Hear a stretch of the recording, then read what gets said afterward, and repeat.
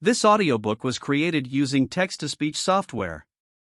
So please excuse the lack of technology used to pronounce certain words. Thank you for understanding and hope you enjoy this unofficial production of Darth Maul, Saboteur. Nearly every world in the Vedenda sector had something to recommend it: warm saline seas, verdant forests, arable grasslands that stretched to distant horizons.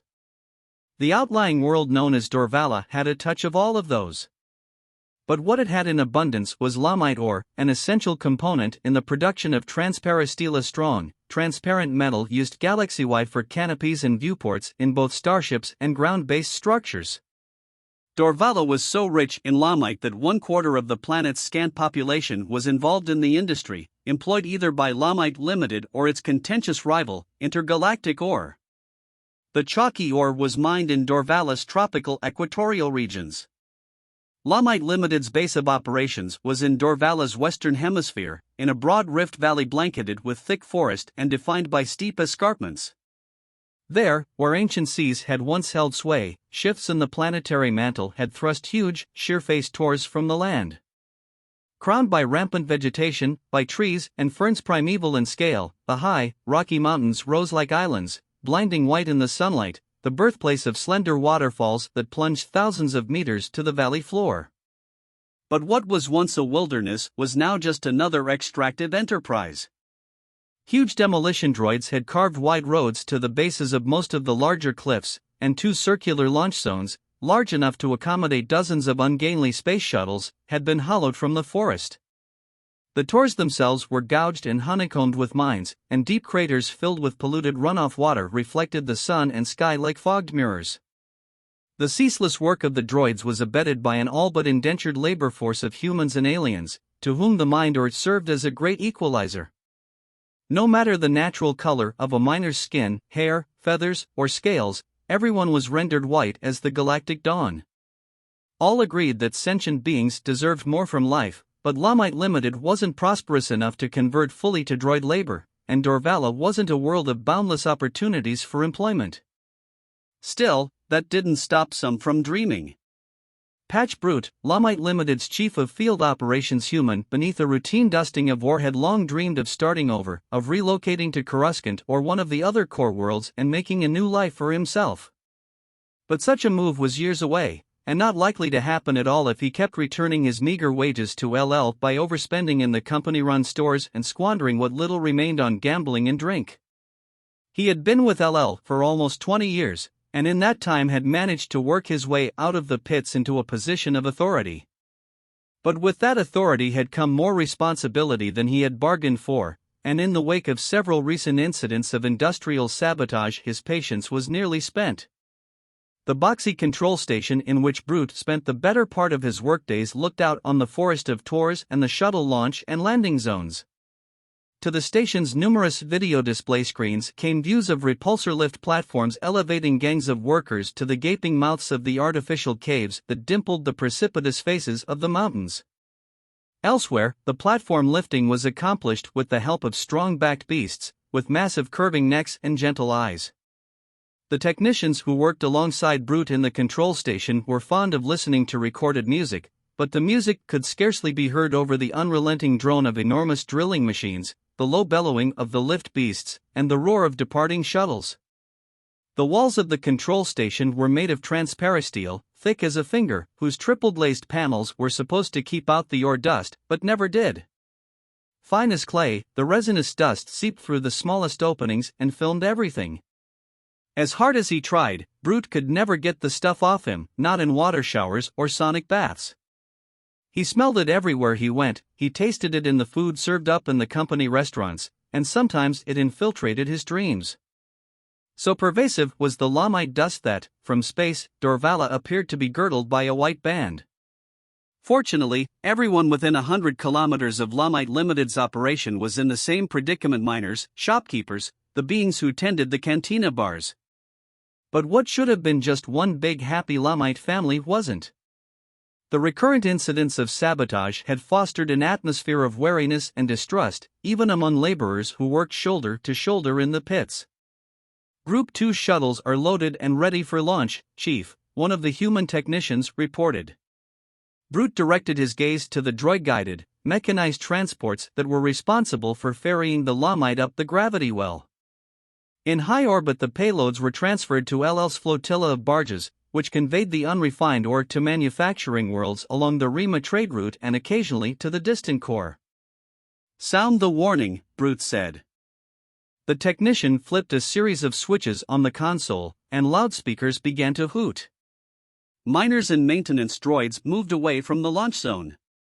Brute looked at the screens that displayed close-up views of the shuttles. He studied them carefully, searching for anything out of the ordinary. "Launch zone is vacated," the same technician updated. "Shuttles are standing by for liftoff." Brute nodded. "Issue the go-to." It was a routine that would be repeated a dozen times before Brute's workday concluded, typically long past sunset. The 8 unpiloted craft rose from the ground on repulsor lift power, pirouetting and bringing their blunt noses around to the southwest. The air beneath them rippled with heat. When the shuttles were 50 meters above the ground, their sublight engines engaged, flaring blue, rocketing the ships high into the dust-filled sky. The ground shook slightly, and Brute could feel a reassuring rumble in his bones. He took a deep breath and let it out slowly. For the next hour, he could relax somewhat. He had turned from the view of the launch zone when his bones and his ears alerted him to a shift in the roaring sound, a slight drop in volume that shouldn't have occurred. Sudden apprehension tugged at him. His forehead and palms broke an icy sweat. He whirled and pressed his face to the south-facing transparasteel panel. High in the sky he could see 2 of the shuttles beginning to diverge from course, their vapor trails curving away from the straight-line ascent of the rest of the group. 14 and 16, the technician affirmed. "I'm trying to shut down the sublights and convert them back over to repulsor lift." No response. "They're accelerating." Brute kept his eyes glued to the sky. "Give me a heading." "Back at us." Brute ran his hand over his forehead. "Enable the self-destructs." The technician's fingers flew across the console. No response. "Employ the emergency override." Still no response. "The overrides have been disabled." Brute cursed loudly. "Vector update." "They're aimed directly for the castle." Brute glanced at the indicated tour. It was one of the largest of the mines, so named for the natural spires that graced its western and southern faces. "Order in evacuation. Highest priority." Sirens shrieked in the distance. Within moments, Brute could see workers hurrying from the mine openings and leaping onto waiting hover platforms. 2 fully occupied platforms were already beginning to descend. "Tell those platform pilots to keep everyone aloft," Brute barked. "No one'll be any safer on the ground than in the mines. And start moving those droids and lift beasts out of there." A colossal bipedal drilling machine appeared at the mouth of one of the mines, engaged its repulsor lift, and stepped off into thin air. 30 seconds till impact, the technician said. "Jettison the shuttle's guidance droids." "Droids away." Brute clenched his hands. The 2 rudderless shuttles were plummeting side by side, as if in a race to reach the castle. The technicians had already managed to shut down 14th sublight, and 16th flared out while Brute watched. But there was no stopping them now. They were in ballistic freefall.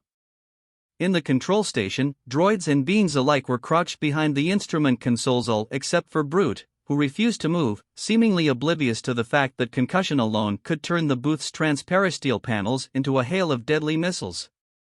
The shuttle struck the castle at almost the same instant, impacting it above the loftiest of the mines, perhaps 50 meters below the tour's jungled summit. The castle disappeared behind an explosive flare of blinding light.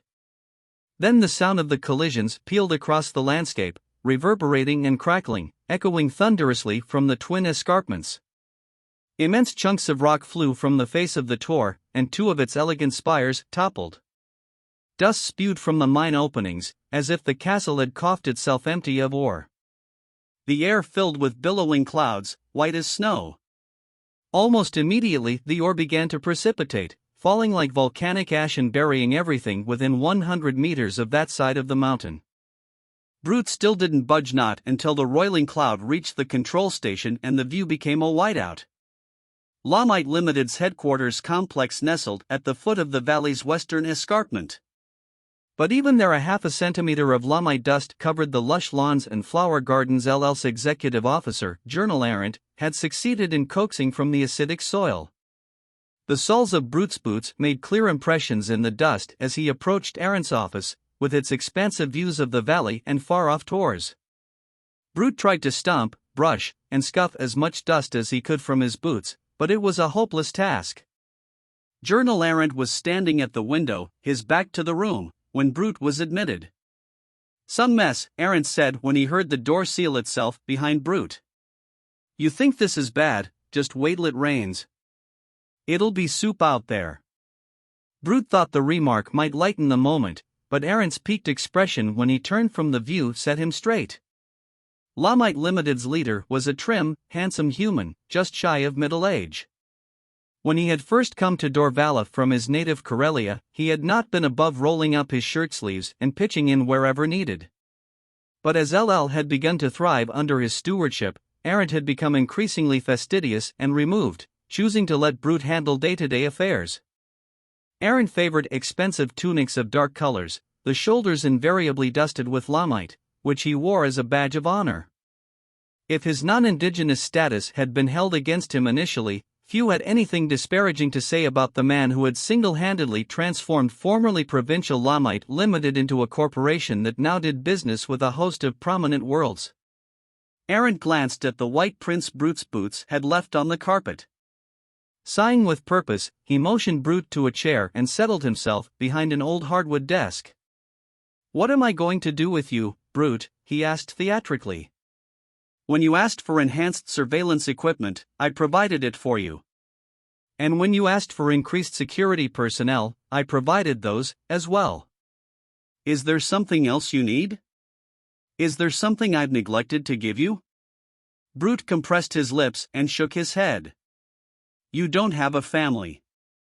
You don't have a girlfriend that I know about. So maybe you just don't care about your job, is that it?" "You know that isn't true," Brute lied. "Then why aren't you doing it?"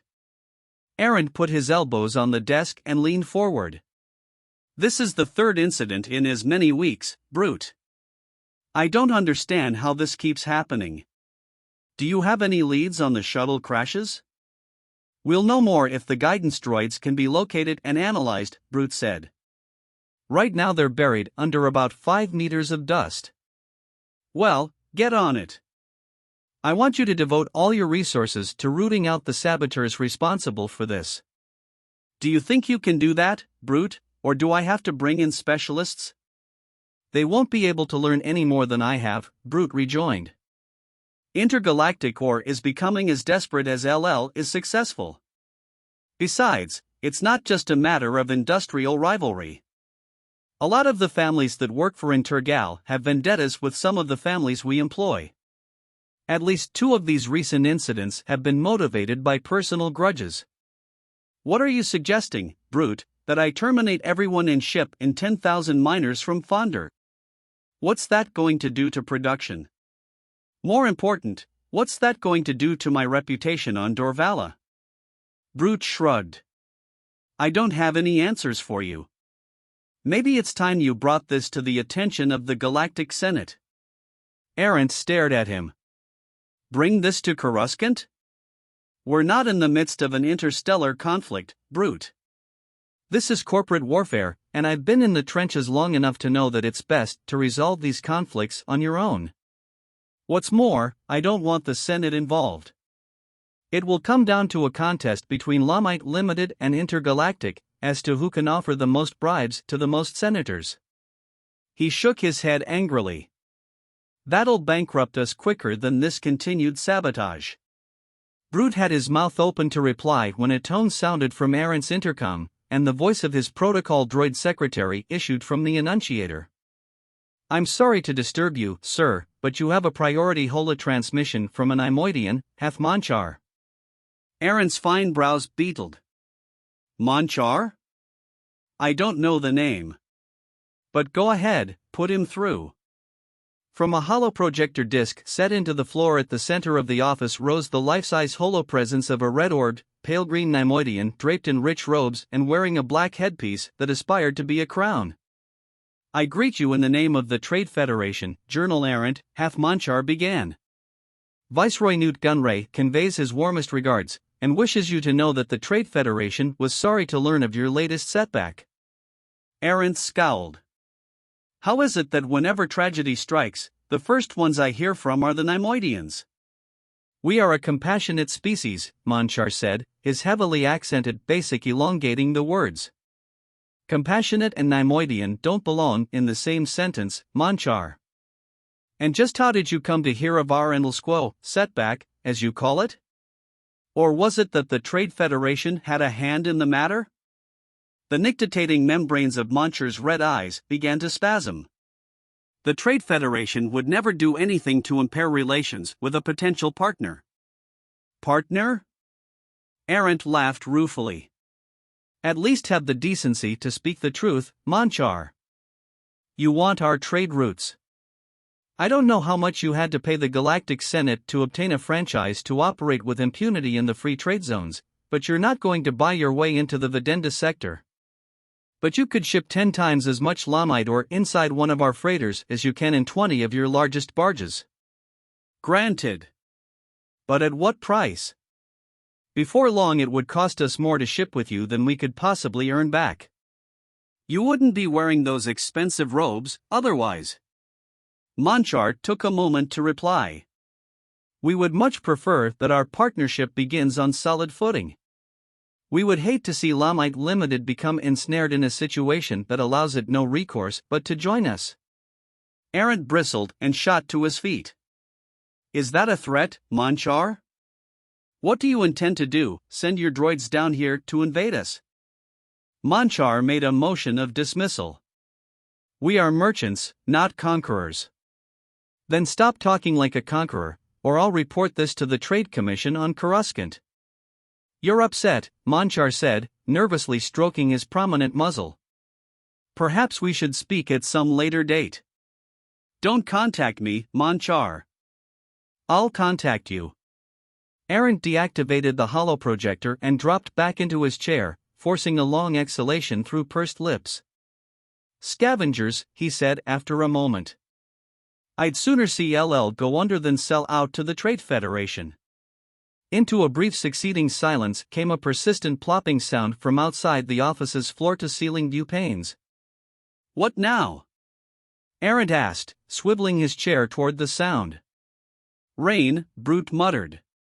Despite its rich deposits of Lamite, or the recurrent attention it received from the Trade Federation, Dorvala was to most observers an inconsequential speck in the sweep of star systems that made up the Galactic Republic. But among the few who had been monitoring the events on Dorvala, none had followed them as keenly as Darth Sidious, the Dark Lord of the Sith. This rivalry between Lommite Limited and InterGalactic ore intrigues me, Sidious was saying as he moved about the cavernous den that was both his sanctuary and repository. The hood of his cowl was raised over his lined face, and the hem of his robe trailed on the gleaming floor. His voice was a rasp, absent emotion but not without instances of intentional inflection. I see a way that we might exploit this entanglement to our own gain, he continued. A push here, a shove there, and both mining companies will collapse. Thus, we will be able to deliver Dorvala to the Trade Federation or the trade routes, Dorvalla's vote in the Senate and, in so doing, gain the further allegiance of Viceroy Gunray and his lackeys. Sidious removed his hands from the ample sleeves of his robe. Viceroy Gunray claims to be persuaded of the worth of serving us, but I want him fully in our grasp, so that there can be no doubt of his heeding my commands. With Dorvala secured, he will likely be promoted to a permanent position on the Trade Federation Directorate. We can then further our larger plan. Sidious cast his hooded gaze across the room to a deeply shadowed area in which Darth Maul sat silent as a statue, his tattooed face lowered, so that all Sidious could see was the crown of vestigial horns that sprouted from his hairless skull. Your thoughts betray you, my young apprentice, he remarked. You are puzzled by my steadfast interest in the Neimoidians. Darth Maul lifted his face, and what scant light there was seemed to recoil. Where his master represented all that was concealed and mysterious in the Sith, Maul was the personification of all that was to be feared. From you, master, I cannot hide what I feel. The Neimoidians are greedy and weak-willed. I find them unworthy. You left out duplicitous and sniveling, Sidious said. Most of all, master. Sidious came as close as he ever came to grinning. Less than admirable traits, I agree. But useful for our purposes. He approached Maul. To realize our goal, we will be forced to deal with all classes of beings, each less noble than the last. But this is what we must do. I assure you that the Neimoidians will come to play an important role in our effort to bring new order to the galaxy. Maul's yellow eyes held Sidious's perceptive gaze. Master, how will you help Viceroy Gunray and the Trade Federation secure Dorvala? Sidious came to a halt a few meters away. You will be my hand in this, Darth Maul. Instantly, Maul bowed his head once more. What is your bidding, master? Sidious put his hands on his hips. Stand, Darth Maul, and face me. He gave his apprentice a moment to comply before continuing. Thus far your apprenticeship has been impeccable. You have never wavered in your intent, and you have executed your tasks flawlessly. Your skill as a sword master is peerless. My master, Maul said. I live to serve you. Sidious fell briefly silent, never a good sign. There are certainties, Darth Maul, he said at last. But there is also the unforeseen. The power of the dark side is limitless, but only to those who accept uncertainty. That means being able to concede to possibilities. Darth Sidious raised his right hand, palm outward. Before Maul could prevent Idavan if he had chosen to do so, the long cylinder that was his double-bladed lightsaber flew from its hitch on his belt and went directly to his master. But instead of grasping it, Sidious stopped the lightsaber in mid-flight, centimeters from his raised hand, and directed it to spin and rotate before him, leaving Maul to gaze at him in unabashed awe. Sidious bade the lightsaber to ignite. From each end blazed a meter-long blade of Rubicon fire, hypnotic in the intensity of its burning. The free-floating weapon pivoted left, then right, eliciting a thrumming sound that was as menacing as it was rousing. An exquisite weapon, Sidious said. Tell me, my young apprentice, what were you thinking when you fashioned it? Why this and not a single blade, as the Jedi prefer? The single blade has limitations, master, in offense and defense. It made sense to me to be able to strike with both ends. Sidious made a sound of approval. You must bear that in mind when you go to Dorvala, Darth Maul.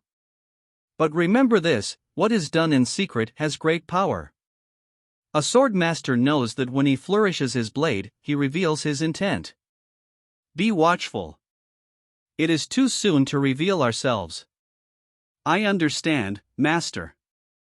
Sidious deactivated the lightsaber and sent it back to Maul, who received it as one might a cherished possession. Then Sidious approached Maul and handed him a data disk. Study this as you travel. It contains the names and descriptions of the beings you will encounter, and other information you will find useful. Sidious beckoned Maul to follow him to the far wall of their murky lair. As they approached, a great panel drew open, revealing a lofty view of the planet-wide cityscape that was Coruscant. You will find Dorvala to be a much different landscape than Coruscant, Darth Maul. Sidious turned slightly in Maul's direction, appraising him from beneath the cowl. I suspect that you will savor the experience. And you, my master, where will you be? Here, Sidious said. Awaiting your return, and the news that your mission was successful. It had taken 2 days to locate and exhume the guidance droids from the crashed shuttles, and it had rained the entire time. The soup in the shadow of the castle was 3 meters thick. Brute had insisted on overseeing the search and recovery operation. He wanted to be on hand when the droids were analyzed. Few of Lommite Limited's employees had access to the launch zone, and fewer still had access to the mechanized shuttles themselves. Tampering of the sort that had brought down the crafts would have left characteristic signs of the computer slicer who had effected previous acts of terrorism and sabotage. Brute sources had already established that the slicer was an agent of intergalactic ore, but the saboteur's identity had yet to be ascertained. The team Brute had assigned to the retrieval was a mix of beings from the relatively nearby star systems of Clakdor, Sullust, and Malasterathat, was to say, Bith, Celestins, and transplanted Gran. All were suited up in goggles, respirators, and large-format footwear that kept everyone from sinking too deeply into the gelatinous mess the rain had made of the ore. All except Brute, who was sporting thigh-high boots in an effort to stay clean. "No doubt about it, Chief," one of the Limpidite Celestins said, after running a series of tests on one of the R-series guidance droids. "Whoever sliced his way into this little guy is the same one who shut down the conveyors last month. I'll stake my wages on it." "Don't bother," Brute said. "You've only corroborated what all of us already knew." He gave his head an angry shake. "I want the launch zone shut down until further notice, off limits to everyone. Then I want every member of the launch prep and maintenance crews brought in for questioning." "What about the ore, Chief?" one of the Bith asked. "We'll import temporary crews, even if we have to go to Fonder to stock the crews we need. Once we're up and running, we'll have to double the shuttle flights." Knowing what doubling the flights would entail, everyone groaned. "What's the boss going to say about this?" the Celestin asked. Brute glanced in the direction of headquarters. Arent already knew that the guidance droids had been located, and was waiting in his office for Brute's report. "I'll tell you when I get back," Brute said. He set off for the landspeeder he had left at the control booth, but he hadn't gone 10 meters when his left boot became hopelessly cemented in the mucky soup. He grabbed the thigh-high cuff of the boot, hoping he could simply pull it free, but he lost his balance and pitched to one side, sinking up to his right shoulder. He maintained that indecorous pose for some moments, while he daydreamed of what life might be like on Coruscant. "You were right about things getting worse," Arent said when Brute entered the office, muddy and in his stocking feet. "I was also right about intergalactic. The guidance droids show exactly what we expected to find." A grim expression marred Arent's handsome face. "This has gone far enough," he said after a moment. "Brute, you know that I'm a patient man, and basically a peaceful one. I've tolerated these acts of vandalism and sabotage, but I've reached my limit. The loss of those 2 shuttles. Look. Corellian engineering just turned to intergalactic for a shipment we couldn't Providino doubt, just as intergalactic anticipated would happen." "It won't happen again," Brute interjected. "I've shut down the launch zones, and I'm bringing in replacement crews." "You have 1 day," Arent said. Brute gaped at him. "Ariatu has placed major orders with us and intergalactic," Arent explained. "We're expected to deliver by the end of the week, which gives us just enough time to get the barges loaded and jump to hyperspace. This is a make-or-break contract, Brute, and Ariatu is going to award it to whichever one of us can deliver on time and without incident. LL needs to get there first, do you understand?" Brute nodded. "I'll have the shuttles up and running in 1 day." "That's only the beginning," Arent said carefully. "It's a sure bet you're not going to root out the saboteurs by then, so instead of that I want you to arrange for us to reply in kind to Intergalactic's actions." He waited for Brute to absorb his intent. "I want to hit them hard, Brute. But I don't want us to do the hitting directly." Brute considered it. "I suppose we could turn to one of the criminal organizations. Black Sun, maybe." Arent waved his hands in a gesture of dismissal. "That's your area of expertise.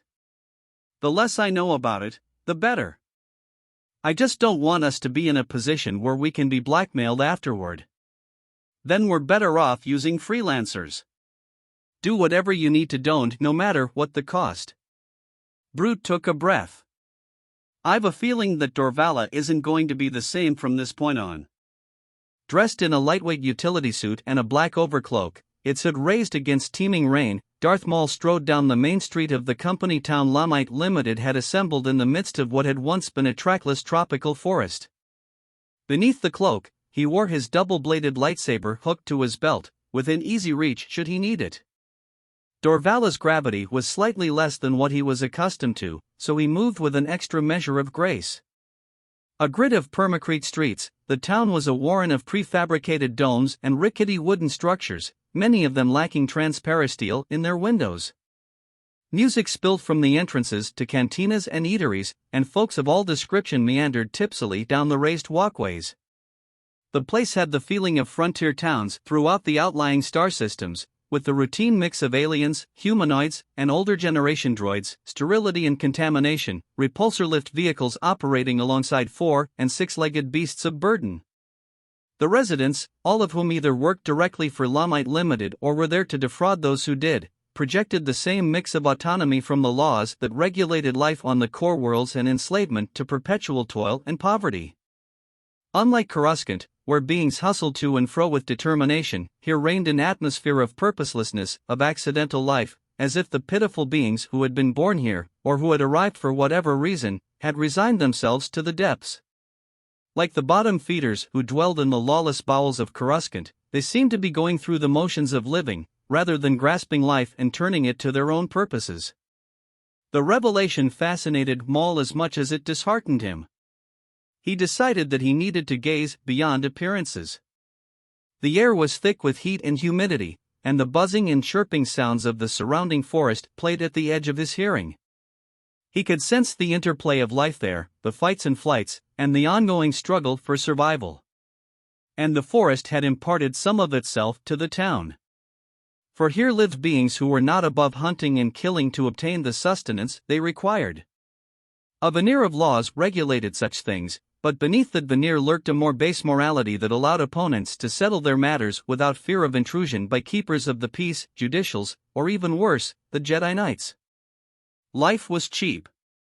Maul threw out his right hand and snatched a fist-sized insect in mid-flight. Dazed, the flitter lay in his palm, perhaps wondering on some primitive level just what make or manner of predator it had blundered into. The creature's 6 legs wriggled and its pair of antennae twitched.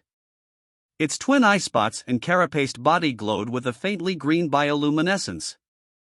Darth Maul studied the insect, then sent it on its way to rejoin the multitude that buzzed about the town. His master had shown him many places, but always under escort, and now he was suddenly on his own, a stranger on a strange world. He wondered if he might have found his way to a place like Dorvala had it not been for Darth Sidious and the life he had provided. He had been raised to believe that he was extraordinary, and he had come to accept that. But every so often doubt would drift in of its own accord, and he would be left to wonder. He shucked the mental intrusion and quickened his pace. His Sith training allowed him to spot weaknesses of character or constitution in each of the various beings he passed. He drew on his dark side instincts to guide him to the best means of carrying out his mission. Maul came to a halt at the entrance to a noisy cantina. It was the sort of place where anyone who entered would be appraised by the clientele within, so he moved quickly, a blur to most, to others, just another laborer hurrying in out of the rain. He slid onto a stool at the bar, keeping his hood raised in his face and profile when the human female bartender approached. "What can I get you, stranger?" "Pure water," Maul growled. "Big spender, huh?" Maul made a negligent motion with his fingers. "You'll bring my drink and leave me alone." The muscular, tattooed woman blinked twice. "I'll bring your drink and leave you alone." Maul expanded his peripheral vision to take in the 2 adjoining rooms. He made use of the mirror behind the bar to see what his eyes could not, and he drew on the dark side to fill in the rest. The cantina had an air of benign neglect, a smell of liquid inebriants and greasy food. The lighting was deliberately low. Flying insects of various sizes circled the illuminators, and children of several species ran in and out. Males and females fraternized openly, with a sense of levity or abandon. Music was provided by a ragtag band of Bith and fat ortolans. Along the length of the bar Weequays conversed with Ugnaughts, Twi'leks with Gans. Maul was the only Iridonian in the place, but he was not the only sole representative of a species. If some of the residents he had passed on the street were the hunters, the manka cats, here were the nerfs the cats fed on, the ones who gave themselves over to intoxicants and games of chance and other vices. It was the sheer absence of discipline that sickened him. Discipline was the key to power. Unflinching discipline was what had forged him into a sword master and warrior. Discipline was what enabled him to defy gravity and slow the inrush of sensory input, so that he could move between the moments. Maul sharpened his faculties, extending the range of his hearing to monitor nearby conversations. Most were as prosaic as he had expected them to be, revolving around gossip, flirtation, petty complaints, and future plans that would never be realized. Then he heard the word sabotage, and his ears pricked up. The customer who had uttered it was a stout human, seated off to Maul's right in a booth along the cantina's rear wall. Another human sat opposite him, tall and dark-complexioned. Both men wore the gray lightweight coveralls that were standard issue for employees of Lommite Limited, but the lack of Lommite dust in their hair or on their clothes made it clear that they weren't miners. A third man, straight-backed and robust-looking, approached while Maul watched out of the corner of his eye. Maul took a sip of water and turned slightly in the direction of the booth. "I figured I'd find you two here," the new arrival said.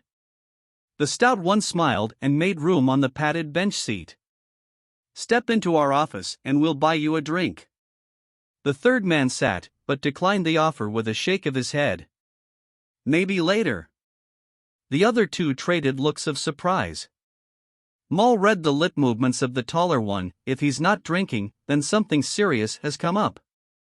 The third man nodded. "The chief has called a special meeting. He wants us at his place in half an hour." "Any idea what it's about?" the stout one asked.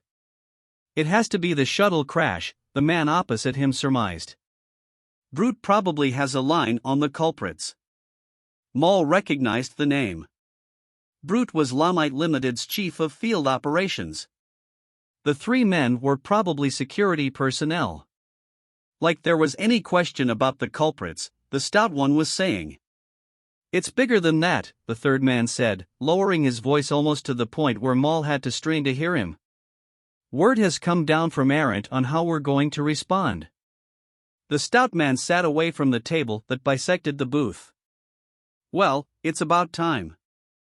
"I'd say that calls for another round of drinks," his partner said. Maul continued listening, but his eyes were no longer fixed on the man but on something he had glimpsed on the wall above the booth. It resembled the bioluminescent flitter he had captured earlier on. This one, however, wasn't moving from its spot on the wall. The reason became apparent once Maul probed it through the Force. Not only was it a fabrication, it was also a listening device. Maul scanned the room, then turned to face the mirror. The device wasn't very sophisticated, its large size was evidence of that. Even so, that didn't mean that whoever was eavesdropping on the security man had to be inside the cantina.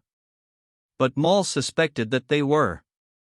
Without looking at it, he focused his attention on the artificial flitter and screened out all extraneous sounds: the pulsing music, the dozens of separate conversations, the noises of glasses clinking or being filled with one inebriant or another.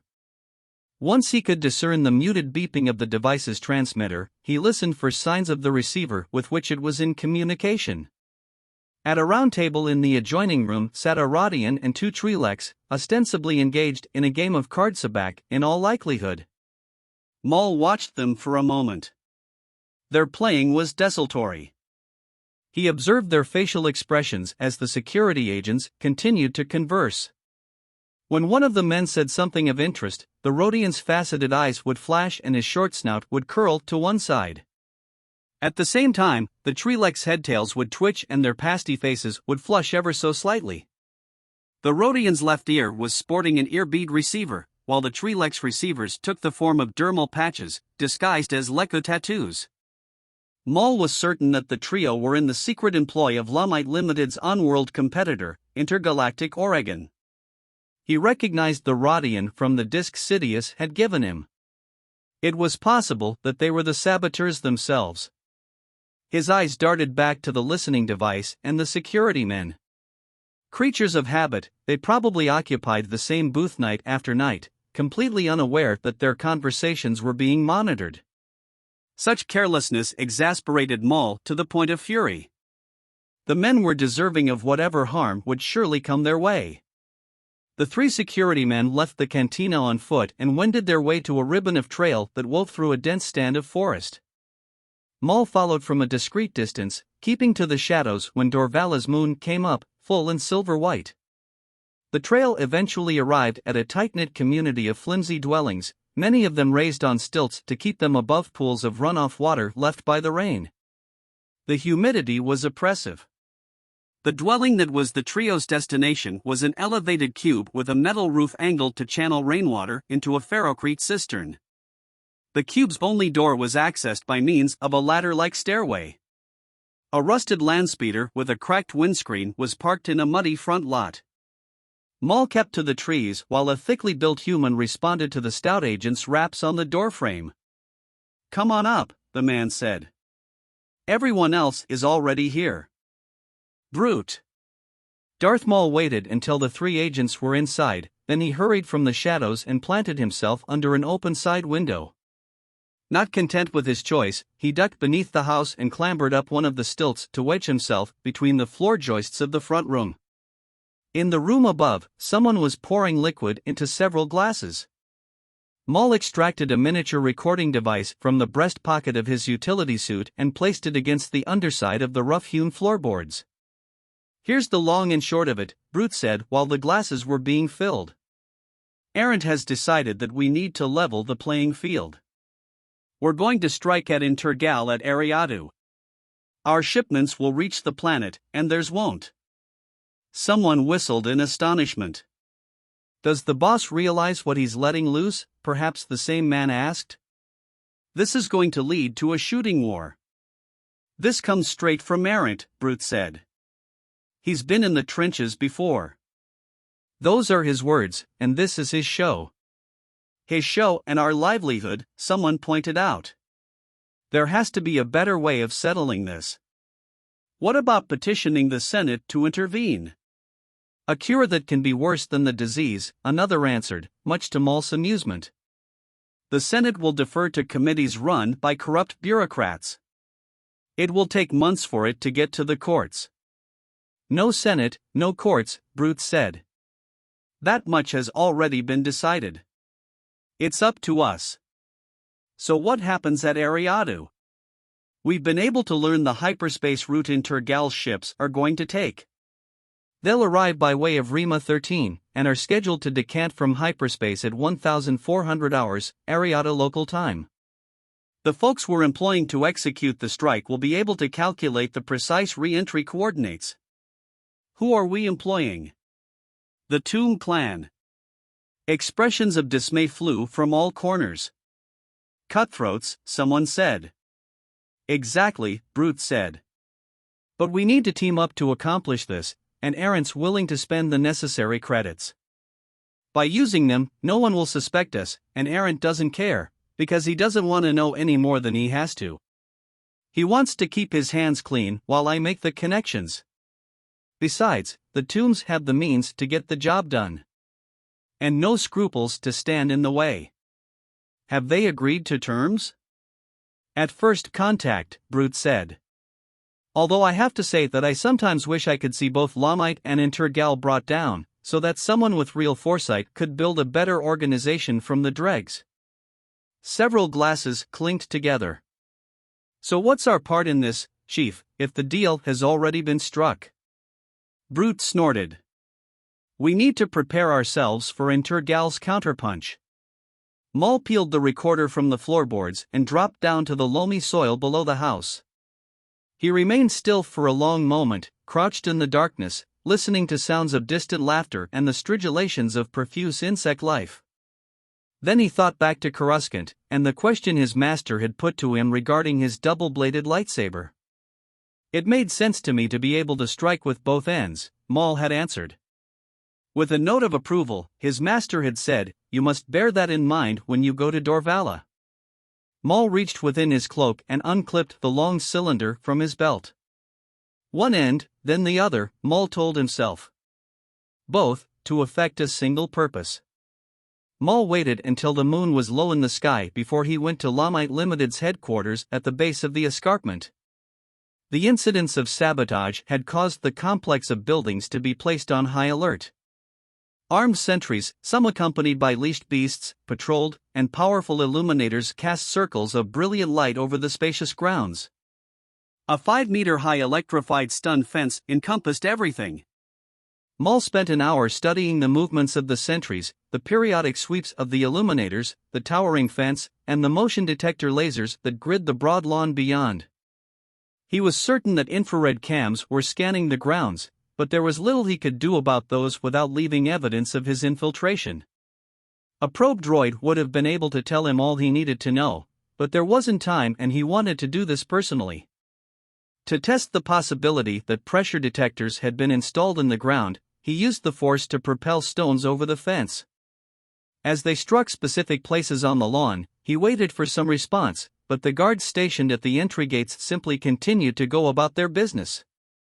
When he was satisfied that he had committed the results of his reconnaissance to memory, he shrugged out of his cloak and leapt straight up over the fence, landing precisely where some of the rocks he had tossed rested.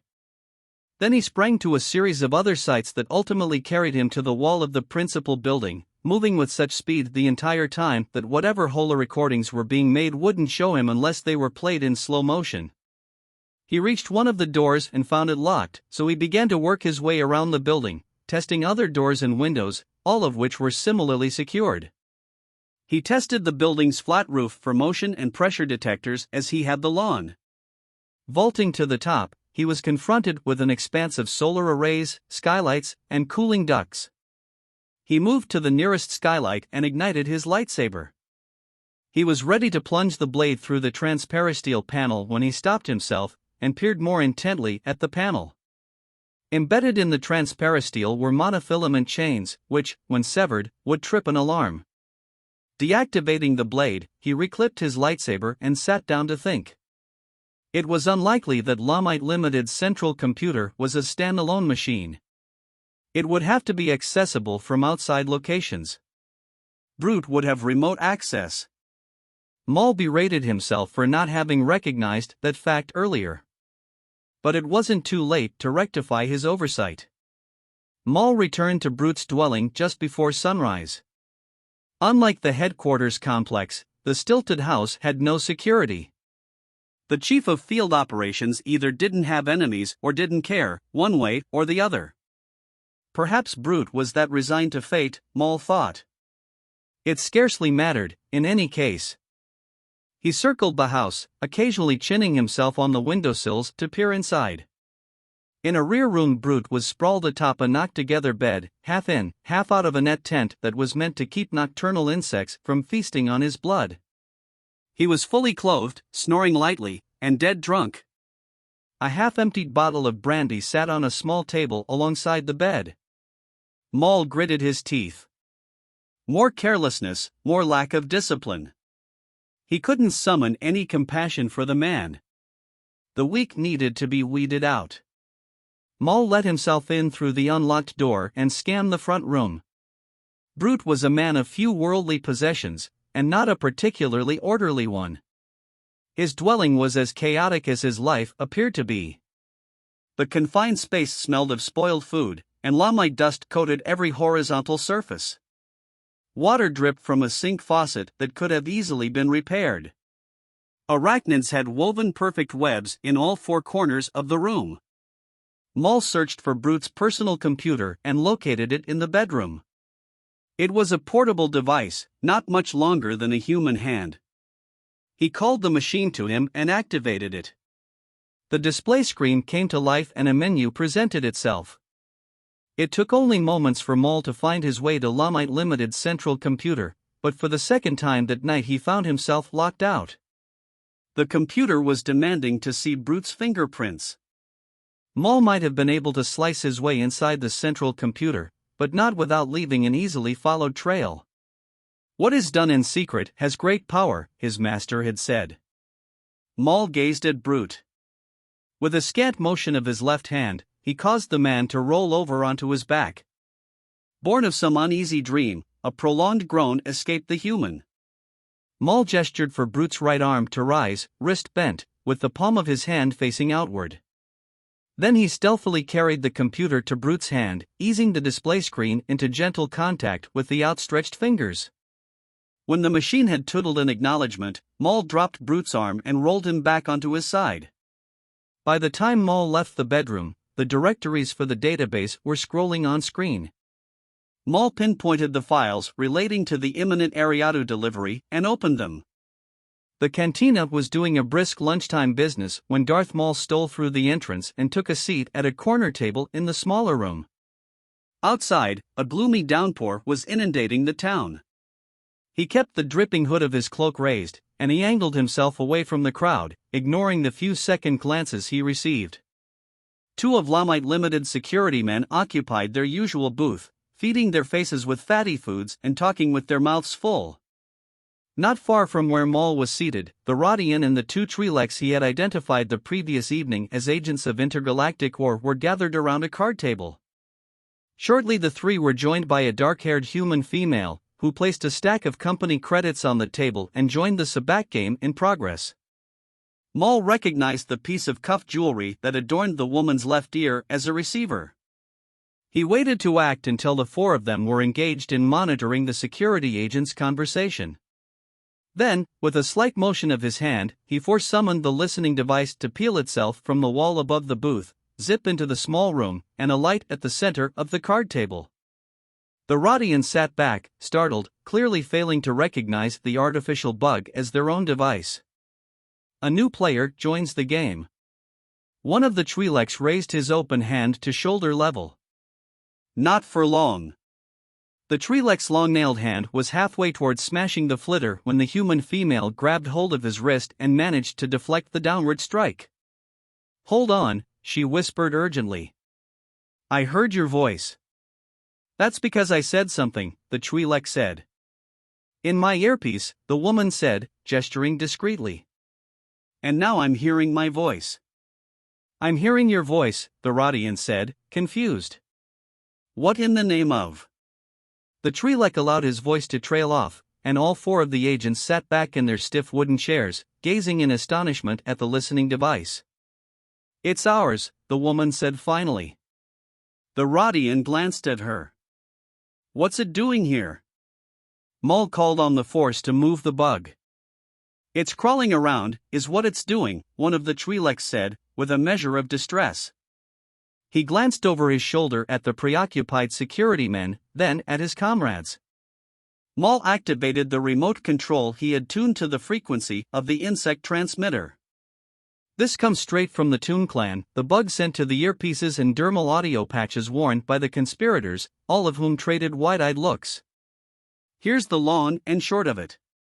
Errant has decided to move against intergalactic or shipments. No petitioning the Senate. He's letting loose a shooting war. That much has already been decided." Absorbed in what she was hearing, the woman used her right forefinger to tilt the ear cuff for clearer reception. "The Toon Clan has a way of settling a cure for the disease. InterGal can level the playing field by employing us to strike at Ariatu. We of the Toon Clan wish to see LL brought down.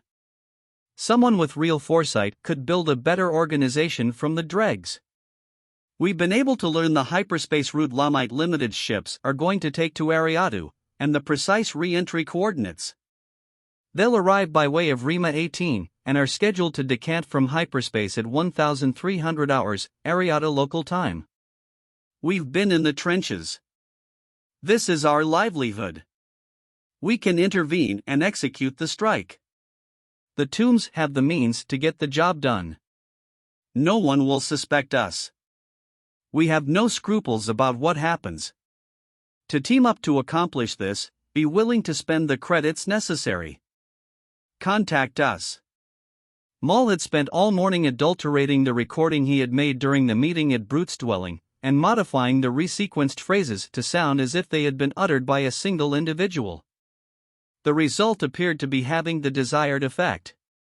The four agents were continuing to stare at the bug they themselves had installed. The woman's mouth was slightly ajar, and the Twi'lek's headtails were twitching. Maul was pleased to hear the Rodian say, "This has to go directly to the top, and I mean now." The Tomb Clan had a motto: "Pay us enough and we'll make worlds collide." They had started out as legitimate rescue workers and salvagers, using a powerful interdictorship to retrieve ships stranded in hyperspace. By mimicking the effects of a mass shadow, the interdictor had the ability to pull endangered ships back into real space. While the rewards for such work were substantial, they were never substantial enough to satisfy the desires of the clan, and over the course of several years, the group had launched a second career as pirates, employing their interdictor against passenger and supply ships, or hiring themselves out to criminal organizations to interfere with shipments of spice and other prescribed goods. However, unlike the Hutts and Black Sun, both of which could usually be relied upon to honor the terms of any agreement, the Tomb Clan was motivated solely by profit. A small outfit, they couldn't afford the luxury of turning down jobs out of respect for some hazy criminal ethica stance that had made them outcasts even among their own kind. Headquartered in an underground base deep in Dorvalla's unpopulated northern wastes, the clan received routine payoffs from both Lommite Limited and Intergalactic Ore to ensure the safety of their shuttles and/or barges. The Tombs used much of the funds to bribe the commanders of Dorvalla's volunteer space corps to ensure the clan's own safety, with the understanding that the clan would refrain from operating within the Vedenda sector. Because Ariatu was outside the sector, and notwithstanding the fact that they were already receiving payoffs from Intergalactic Clan, had accepted Lommite Limited's generous offer of Republic credits to perform a bit of sabotage work. Intergalactic would simply have to understand that the nature of their arrangement with the Tomb Clan had changed. More important, the contract with LL didn't preclude the possibility of the clans entering into a similar contract with InterGal, as certainly might be the case after the Ariatu operation. In fact, the clan had every intention of contacting InterGal to suggest as much. No one in the clan had expected Intergalactic to contact them before Ariatu. A leather-faced Weequay, Nortoon himself accepted the holotransmission from Cabazon, head of security for Intergalactic Oregon.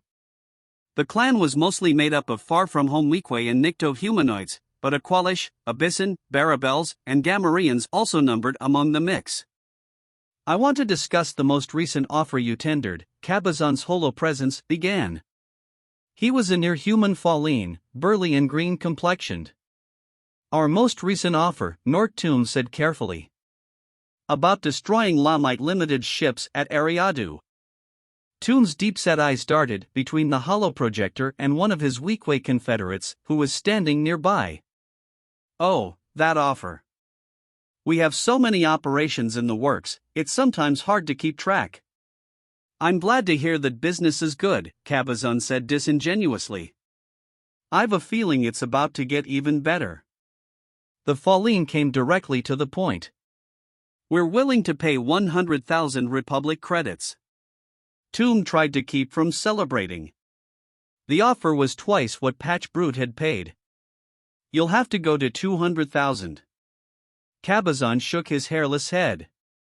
"We can go as high as 150 if you can guarantee results." "Done," Tomb said. "When we see that the credits have been transferred, we'll make the necessary arrangements." Cabazon looked dubious. "You're certain about the re-entry coordinates for LL's ships, and the time of their decanting at Ariatu?" "Maybe we should go over that one more time," Tomb said. "You said Rima 18 at 1300 Ariatu local unless something has changed." "Only for the better," Tomb said reassuringly. "Only for the better. And you'll make it look like an accident. That's probably the best way of handling it, don't you think? We don't want Intergalactic implicated. We'll make certain." Tomb deactivated the holoprojector and sat back, clamping his huge hands behind his head. "Do you think they know about LL's hiring us?" his confederate asked in obvious incredulity. "It didn't sound that way to me." "Intergalactic is offering 3 times as much as Lamite. Are we going to return Brute's money?" Tomb sat forward with determination. "I don't see any reason for that. We just have to make sure we can execute both contracts." He grinned broadly. I have to admit that this appeals to my sense of unfair play. You mean? Exactly. We sabotage everyone's ships. Ariatu was an up-and-coming world in the outlying star systems. Situated close to the intersection of the Rima trade route and the Hydian Way, Ariatu demonstrated a fierce devotion to industry, in the hope of achieving its goal of becoming the most important planet in the sector. To that end, Ariatu had even developed a small shipbuilding enterprise, owned and operated by distant cousins of Supreme Chancellor Valorum, who chaired the Galactic Senate on Coruscant. Ariatu's orbital facilities paled in comparison to similar ones at Corellia and Quat, but among the smaller shipyards, Ariatu's were second only to those at Sluis Van, Rimward, and just off the principal trade routes. Ariatu's lieutenant governor had done much to facilitate the burgeoning partnership between Ariatu and Dorvala, emphasizing the senselessness of Ariatu's importing Lamite from the Inner Rim when Dorvala was practically a celestial neighbor. The quantities of ore required by Ariatu manufacturing and Valorum shipping were such that neither LL nor InterGal could have filled the orders on their own, but Lieutenant Governor Tarkin saw no dilemma in that. He insisted that he hadn't set things up as a contest, but there was no denying that it was anything but. Tarkin was even on record as saying that the company awarded the lucrative contract would probably be able to effect a financial takeover of the loser. Tarkin had arranged for one of Ariatu's orbital habitats to host a ceremony to endorse the potential partnership, with all the cardinal players present, General Arendt and his counterpart at Intergalactic, the executive officers of Ariatu Manufacturing and Valorum Shipping, a plethora of business personnel who stood to gain from the new partnership, and, of course, Tarkin himself, representing Ariatu's political interests. Sporting the finest in robes and tunics, everyone was gathered on the esplanade level of the orbital facility, awaiting the arrival of the ore barges LL and InterGal had dispatched. The separate flotillas were scheduled to arrive within an hour of each other, local time.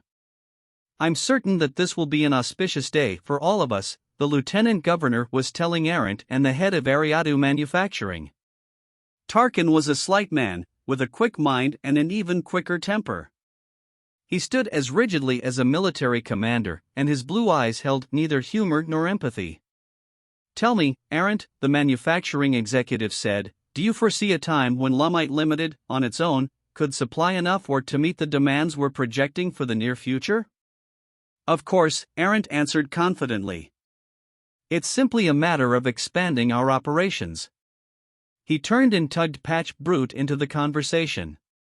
"Brute, here, is our field supervisor, among other things. He has just notified me of a rich find, not 100 kilometers from our present headquarters." Brute nodded. "Our survey teams," he started to say, when one of LL's security agents cut him off.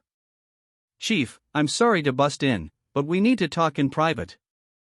Arendt watched worriedly as Brute allowed himself to be led away. "What's going on?" Brute demanded when he and the security man were just out of earshot. "Something has yanked the barges out of hyperspace short of their re-entry coordinates. We don't know the cause. It might be a problem with the hyperspace generators, or maybe an uncharted mass shadow." Brute heard people gasp behind him.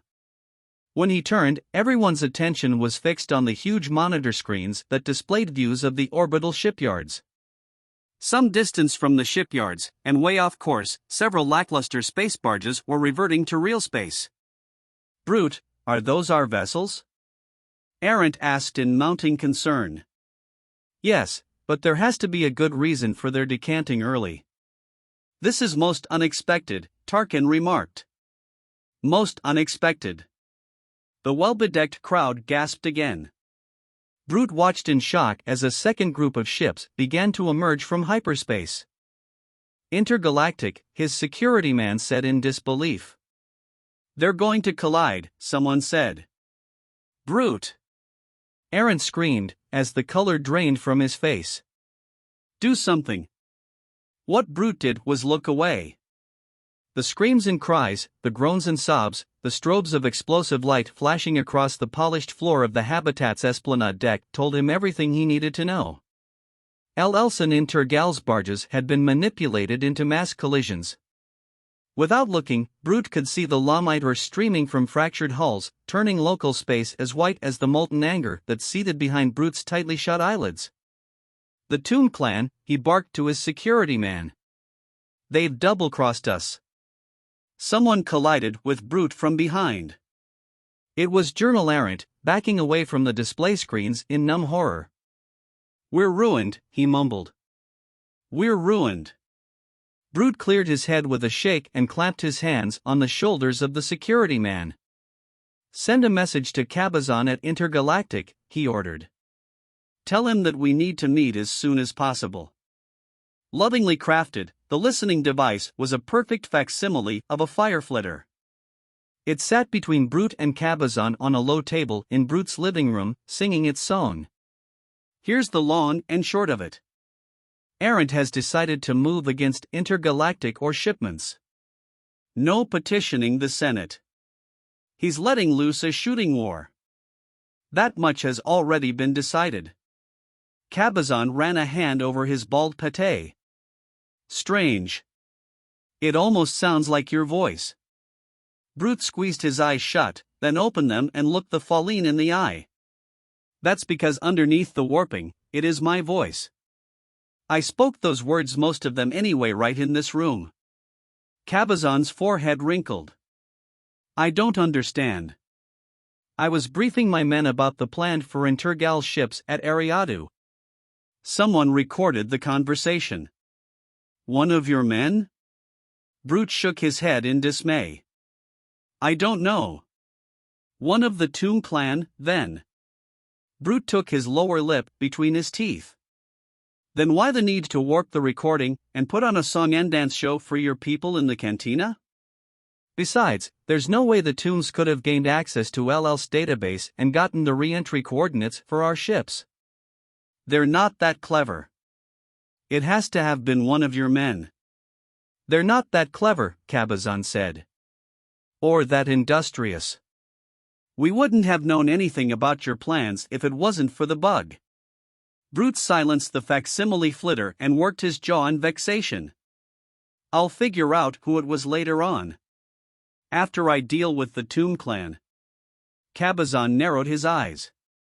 "They played us both for fools, Brute. If you're implying vengeance, I want some of the action." Secreted beneath the stilted dwelling, Darth Maul smiled to himself, dropped to the ground, and hurried into the darkness. Maul never doubted that the Toon Clan would enter into contracts with both mining companies. Nor did he think that the clan would fail to deliver on its promise to sabotage the ships. Thus he had had no need to go to Ariatu to witness the fatal collisions.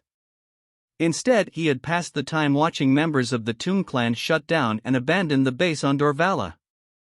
Surmising correctly that their betrayal would unite LL and InterGal against them even briefly, the mercenaries had decided to abscond while they could. Maul had trailed them to Ryong, a small, ice-covered world deeper in the Dorvala system, where the clan already had established a secret base. A more astute group of outlaws might have elected to put as much distance as possible between themselves and Dorvala. But perhaps the Toon Clan was convinced that even the combined security forces of Lommite Limited and Intergalactic wouldn't be a match for them. Whichever, Maul's next task was to make certain that Brute learned the location of the Ryong sanctuary by planting evidence at the site of the clan's former base. Maul spent a full day in frigid temperatures and howling winds, waiting for Brute and his men to arrive. Armed with blasters and an assortment of more powerful weapons, they raced from the shuttle that had delivered them from Dorvalla's equator and stormed the underground base. Accompanying them was a male Falleen and several aliens who answered to him, including the 4 saboteurs Maul had deceived in the cantina. Frustrated to find the base deserted, they began a search for clues as to the mercenaries' whereabouts. For too long Maul was convinced that he would have to intrude on their sloppy search and rub their noses in the evidence he had so artfully sown. But ultimately they discovered it on their own. Maul was inside his ship when Brute and the rest reboarded the shuttle and launched, presumably for Ryong. The thought of the impending contest invigorated him. He thrilled at the prospect of being able to participate. Ryong loomed white as death in the blackness of space. In his smaller and faster craft, Maul arrived ahead of Brute's mixed squad of would-be Avengers. His ship hugged the snow-covered terrain, racing over rolling foothills and skirting the edge of a turbulent gray sea studded with islands of craggy ice. Maul had seen no sign of the clan's interdictorship in orbit, and assumed that the mercenaries had concealed it in the asteroid field core ward of Ryong. In establishing a base, the mercenaries had found the warmest spot on the small world. It was an area of active volcanism, with immense glaciers pocked with ice-blue light, and patches of coarse grassland, through which bubbled dark pools of magma-heated water. The base itself was a series of interlinked semi-cylindrical bunkers that had once sheltered a team of scientists. Through the long intervening years, the scientists' abandoned droids and equipment had become outlandish ice sculptures. Maul landed his ship a kilometer from the base. As on his first visit, he found no evidence of a radar installation. He watched Brute's shuttle drop from azure skies, fly over the complex, and set down on a circle of permacrete, alongside a disc-shaped Corellian freighter and a gunship of equal size. The Toon clan could not have been unaware of the shuttle's arrival, but Brute had managed to catch the mercenaries unprepared nevertheless. His force of 20 emerged from the shuttle aboard a troop carrier equipped with both repulsor lift engines and weighty tracks for surface effect locomotion. The clan rallied a quick defense, loosing blaster bolts from retrofitted firing holes and a self-contained laser cannon emplacement. The aggressors answered with the troop carrier's top-mounted repeater blasters and rocket launchers, making it abundantly clear that they were resolved to win the day. Cyan laser bolts clipped the carrier's repulsor lifts and sent it coiling deeply into the snow. Clothed in cold-weather gear and helmets fitted with tinted facebowls, Brute's legion leapt from ranks of bench seats. A direct hit from the laser cannon blew the carrier to pieces. Molten bits of alloy fountained into the thin air, sizzling as they showered to the frozen ground. The forces of the mining companies fanned out and began a methodical advance on the bunkers, finding shelter behind boulders that had been carried down the mountainsides by glaciers. What Brute didn't know, however, was that the base couldn't be taken by a frontal assault, not, in any case, by a mere handful of men wielding 20-year-old weapons. The lead bunker had been fortified with blast doors, and the coarse grass apron that fronted it was impregnated with fragmentation mines and other traps. Maul decided that he had to show himself. He appeared briefly on a rise, east of the base, a two-legged stranger dressed in a long cloak, deep black against the snowfield. The assailants took him for one of the clan and immediately opened fire. Maul propelled himself over the rise with leaps and bounds, though scarcely of the sort of which he was capable. Brute did the wise thing and split his team, figuring, as Maul predicted he would, that the lone enemy knew another way into the base. Maul kept himself in plain sight, dodging the blaster bolts fired by his pursuers, without using his lightsaber. He couldn't have been a better guide if he had been one of them. Briefly hidden by a snowdrift, he called on the Force to twirl himself deeply into the white wave. From the depths of his self-excavated tomb, he heard Brute's men dash for the relatively undefended entrance to which he had led them. Maul waited until he was certain that the last of them had disappeared through the entrance. Then he corkscrewed out of the ice cavity and followed them inside. The sibilant reports of blasters and the acrid smell of fire and cauterized flesh had brought his blood to a near boil, and he came close to drawing his lightsaber and rushing headlong into the fray. But slaughter was not his intent. His master's plans would be better served if the miners and the mercenaries killed each other, though Maul might yet have to dispose of the ultimate victors. Judging by the way the assault was progressing, it was Brute's forces that would be left standing at the end. Despite being outgunned and outnumbered, the miners' assault was invigorated by the wrath of the betrayed.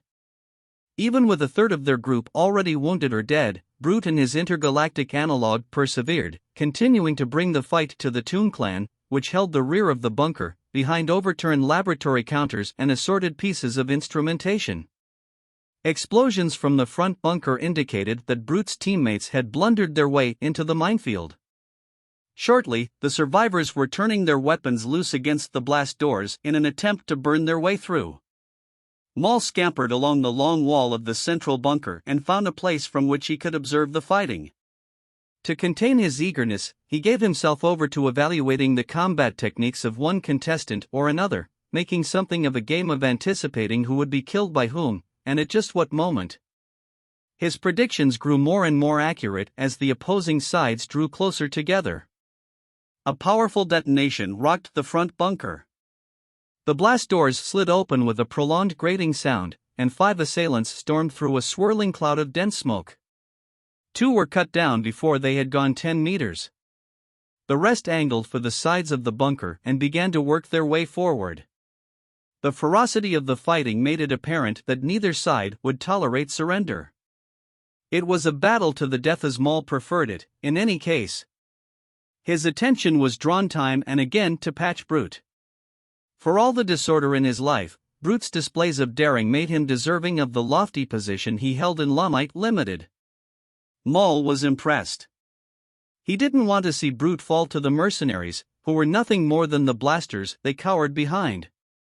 Brute and the Falleen led the final charge, their combined forces going hand to hand with Weequay and Aqualish members of the clan, whose weapons were exhausted.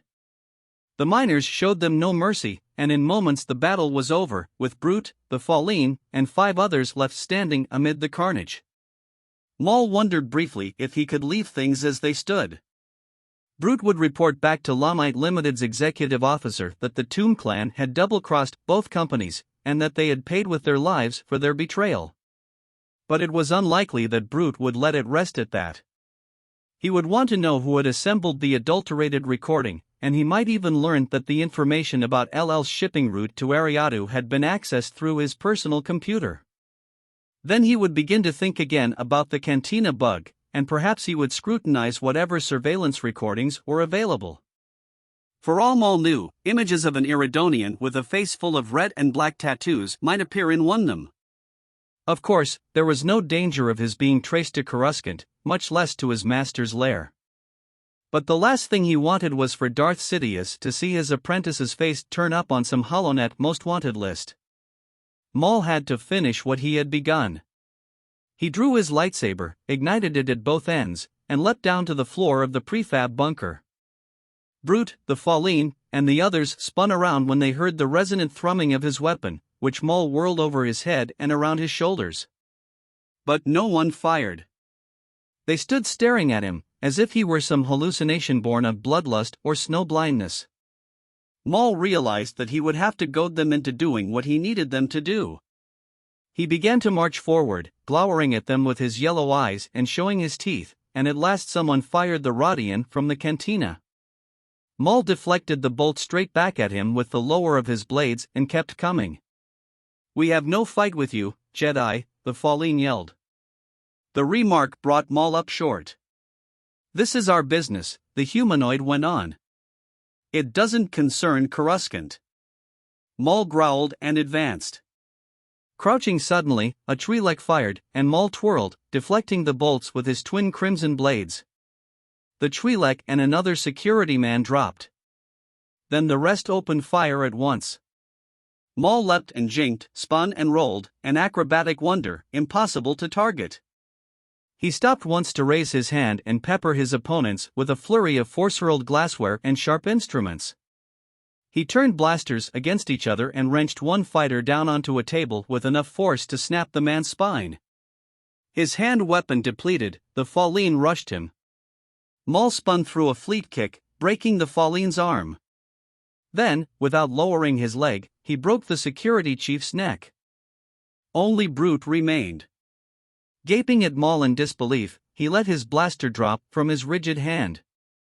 Maul continued to approach, the lightsaber held off to one side, its blades horizontal to the floor. "I don't know how, and I don't know why," Brute began, "but I know that you must be responsible for everything that's happened." Maul decided to hear him out. "You recorded my conversations. Then you altered the recordings to trick the saboteurs you had identified in the cantina. You probably arranged for us to find this place." Brute gestured broadly. "Can I at least know why before you kill me?" "It is something that had to be done for a larger purpose." Brute cocked his head, as if he hadn't heard Maul correctly. Maul gazed at him. "You needn't dwell on it." He raised his energy blade, preparing to thrust it into Brute's chest, then restrained himself. A lightsaber wound wouldn't do, not at all. Deactivating the blade, he raised his right hand and made a vice of his gloved fingers. Brute's hands flew to his windpipe, and he began to gasp for breath. General Arendt was in his office when he received the details of Brute's death on Ryong. The messenger was a judicial agent, who had been dispatched from Coruscant at Arendt's request. "I'm to blame for this entire business," Arendt said in a tone of anguished confession. "I'm guilty of ordering Brute to bring in outsiders to do the dirty work. I escalated this conflict. The Lamite ore could still be mined, but LL no longer had enough barges to transport it. Replacing them would cost more than the company was currently worth." From what Arendt had learned, Intergalactic was in the same fix. Anger gripped him. "I'm convinced that the Neimoidians with the Trade Federation got to the Toon Clan and paid them to sabotage our ships, along with Intergalactic's." "That will be difficult to prove," the judicial said. "The Toon Clan has been effectively wiped out, and unless you can produce evidence to support your theory, we can't show good cause for interrogating the Neimoidians." He was about to add something when Arendt cut him off. "Brute was a good man. He shouldn't have died as he did." The judicial frowned, then prized a wafer-thin audio device from the pocket of his tunic and placed it on Arendt's desk. "Before you beat yourself to a pulp, you might want to listen to this."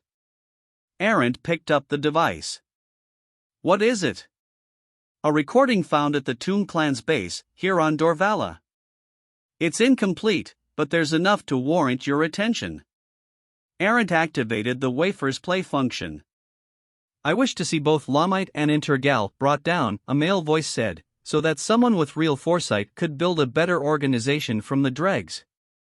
Arendt's eyes widened in nervous astonishment. "That's Brute." "I understand," a second male voice was saying. "I want some of the action." Arendt paused the playback. "Whose?" "Cabazon," the judicial supplied. "Former head of security for Intergalactic Oregon." Reluctantly, Arendt reactivated the device. "We need to team up to accomplish this," Brute said. "No one will suspect us, and Arendt doesn't need to know any more than he has to. He's not that clever. The Toons have the means to get the job done. We're going to make a move against everyone at Ariatu." Arendt silenced the device and pushed it away from him. "I don't know what to say." The judicial agent nodded, tight-lipped. Arendt got to his feet and spent a long moment gazing out the window. When he turned, his expression was bleak. He touched a key on the intercom pad, and seconds later his protocol droid secretary entered the office. "How may I be of service, sir?" Arendt glanced up at the droid. "I need to make 2 holocalls. The first will be to the chief executive of Intergalactic Ore, to discuss terms of a possible merger." "And the second, sir?" Arendt took a moment to reply. "The second call will be to Viceroy Newt Gunray, to discuss terms of granting the Trade Federation exclusive rights to the shipping and distribution of Dorvalla's Lommite ore." In a dank, fungus-encrusted grotto on the Neimoidian homeworld, Hath Manchar and Viceroy Newt Gunray received a startlingly sudden holovisit from Darth Sidious. First to reach the holoprojector and the cloaked apparition that was the Dark Lord of the Sith, Manchar inclined his lumpish head in a servile bow and spread his thick-fingered hands. "Welcome, Lord Sidious," he said. Though his eyes remained concealed by the cloak's raised hood, Sidious seemed to be gazing through Manchar at Gunray, who was perched atop his claw-footed mechnochair a few meters away. "Viceroy," Sidious rasped. "Dismiss your underling, so that we may speak in private about recent events on Dorvala." Manchar stared openly at Sidious, then whirled on Gunray. "But, Viceroy, I was the one who made contact with Lommite Limited. I deserve at least some of the credit for what has occurred." "Viceroy," Sidious said, with a bit more menace, "advise your underling that his contributions in this matter were inconsequential." Gunray glanced nervously at Manchar. "You had better leave." "But..." "Now before he gets angry." Manchar's gut sack made a sickening growl as he hurried from the grotto. Gunray slid off the mechno chair and approached the holoprojector. He had a jutting lower jaw, and his thick lower lip was uncompanioned. A deep fissure separated his bulging forehead into two lateral lobes. His skin was kept a healthy gray-blue by means of frequent meals of the finest fungus. Red and orange robes of exquisite hand fell from his narrow shoulders, along with a round-collared brown surplice that reached his knees. "I apologize for the indiscretion of my deputy," he said. "He is high-strung from too many rich foods." Sidious's face betrayed nothing. "Apology accepted, Viceroy. Hathmanchar regards me much as I regard you, Lord Sidious, with a mix of awe and fear." "You need fear me only if you fail me, Viceroy." Gunray seemed to take the remark under advisement. "I have been anticipating your visit, Lord Sidious. Though I confess that I had no idea you were aware of events on Dorvala McLess, that the Trade Federation had an interest in the planet. You will find that there are few matters of which I am unaware, Viceroy. What's more, we have not seen the last of Dorvala. There is something we will need to attend to in due course." "But, Lord Sidious, the matter has been resolved. Lommite Limited and InterGalactic ore have merged to become Dorvala Mining, but the Trade Federation will transport the ore and will now represent Dorvala in the Galactic Senate. More important, you have a permanent place on the Directorate." Gunray bowed his head. "That, too, Lord Sidious. Then the stage is set for the next act. May I ask what that will entail?" "I will inform you at the appropriate time. Until then, there are other matters I will see to secure the power base of the Trade Federation and to strengthen your personal position." "We are not deserving of your attention." "Then strive to make yourself deserving, Viceroy, so that our partnership will continue to prosper." Gunray gulped loudly. "I will do little else, Lord Sidious." In his lair on Coruscant, Darth Sidious deactivated the holoprojector and turned to face Darth Maul. "Do you find them any more trustworthy than before?" "More frightened, Master," Maul said from his cross-legged posture on the floor, "which may achieve the same end result." Sidious made an affirmative sound. "We are not through with them yet, not for some time to come." "I begin to understand, Master." Sidious's mouth approximated a grin of approval. "You did not disappoint me at Dorvala, Darth Maul." "My master," Maul said, slightly bowing his head. Sidious studied him for a moment.